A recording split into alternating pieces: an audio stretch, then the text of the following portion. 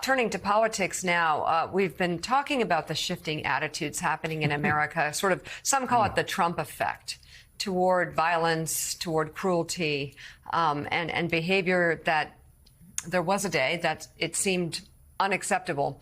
We saw a number of examples in the past few days of the impact Donald Trump is having on the Republican Party and on political discourse. First, here is South Dakota's Republican Governor Kristi Noem continuing to defend the anecdote that she talks about in her new book. She tells the story in her book about killing her 14-month-old puppy, Cricket, 20 years ago, shooting it dead in a gravel pit.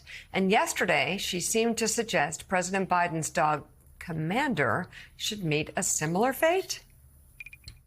You talk multiple times about it. In fact, at the end of the book, you say the very first thing you would do if you got to the White House that was different from Joe Biden is you'd make sure Joe Biden's dog was nowhere on the grounds. Commander, say hello to Cricket. Are you doing this to try to look tough? Do you still think that you have a shot at being a VP? Well, number one, Joe Biden's dog has attacked 24 Secret Service people. So how many people is enough people to be attacked and dangerously hurt before you make a decision on a dog and what to do with it? Well, he's not living at the White House That's anymore. the question that the president should be held accountable to. You're saying he should be shot? That's what the president should be accountable to, is what is the number? And I would say about Republicans criticizing me, these are the same Republicans that criticized me during COVID. They've criticized me when I've made other decisions in South Dakota to protect my state. Glorifying violence also played out on another news network on Friday. During a discussion about the Presidential Medal of Freedom, two hosts joked and laughed about the brutal attack on Paul Pelosi during a home invasion that fractured his skull in 2022. Take a listen to this. Yeah, it's probably more likely to go to Paul Pelosi, Susan Rice, and Gavin Newsom. So I think your list is correct, but a little off-brand for Big Joe. Rachel? Yeah. Well, maybe Paul Pelosi needs the hammer instead of the medal. Well, it's metal. All right. Rachel, good to see you. We wish him well. We wish him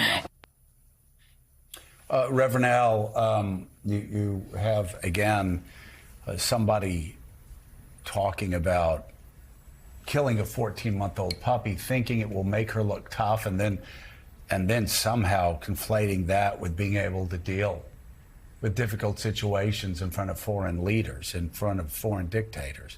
And then you have on another news network punchlines about the savage attack with a hammer on an 82, 83-year-old man that almost killed him.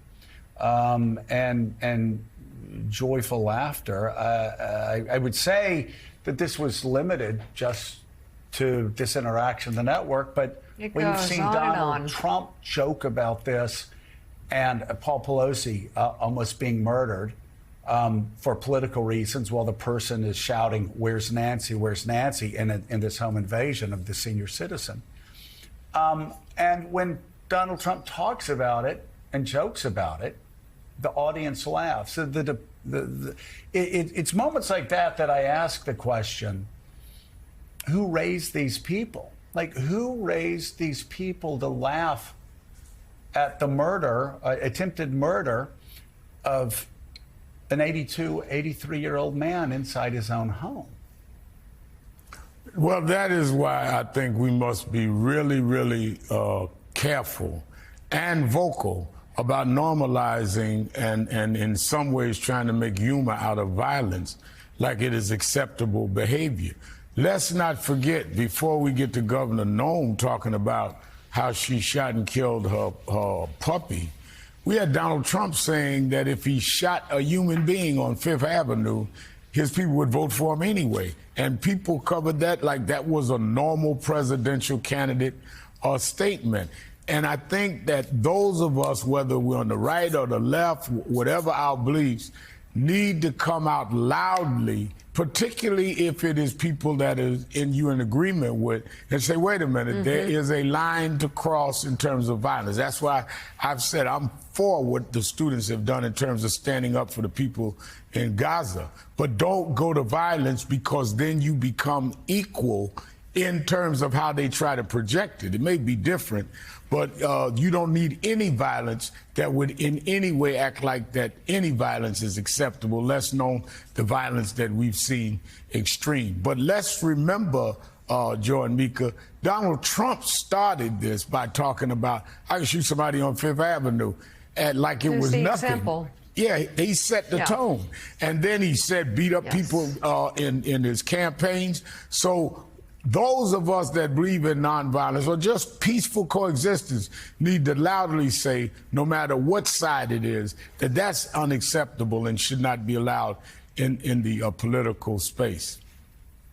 I'm trying to think of how many years ago now it's been that Steve Scalise was shot on a baseball field. Right. I think it was a bipartisan baseball game. Yeah.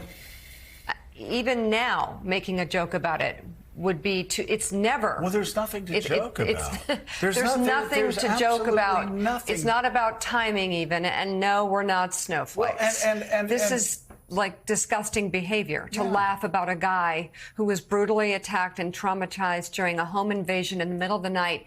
I would assume if his family's anything like ours, they're all still traumatized by that. Of course. Why is that funny? Of course they are. And why is that funny? And he's still impacted and will be for the rest of his life as anybody who's in their 80s. How in the world could that be funny? funny? A hammer. And again, you know, Peter Baker, we're not just talking about what happened on this news network over the weekend.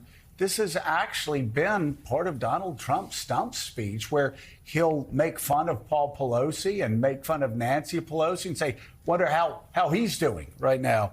And the audience will laugh.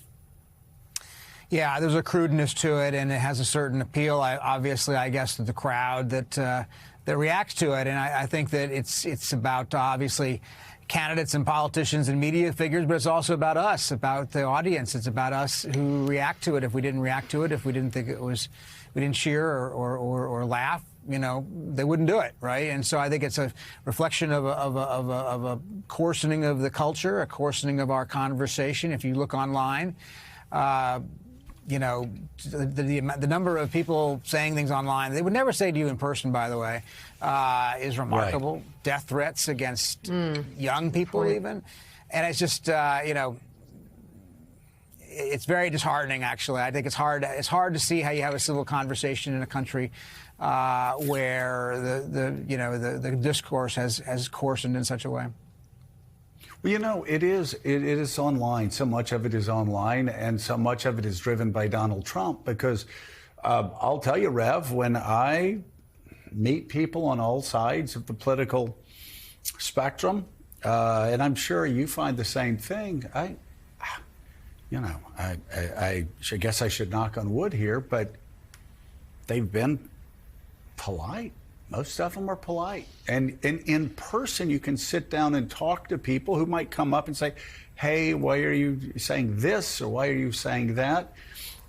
And you can sit and have a polite conversation person to person.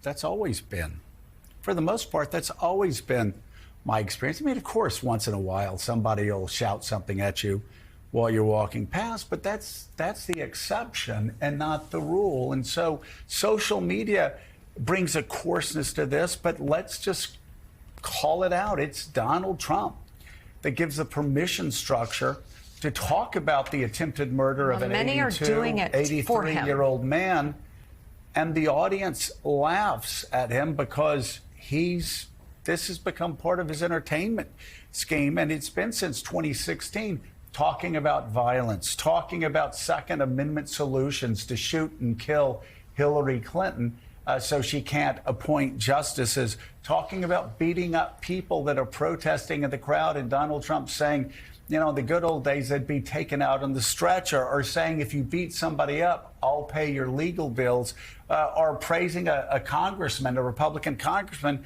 who beat up a reporter because he asked a question about health care reform. And so Donald Trump has provided that permission structure.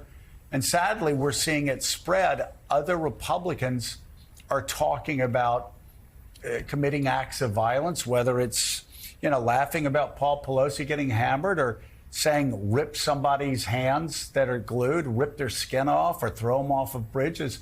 We're seeing this being mainstreamed in Donald Trump's Republican Party.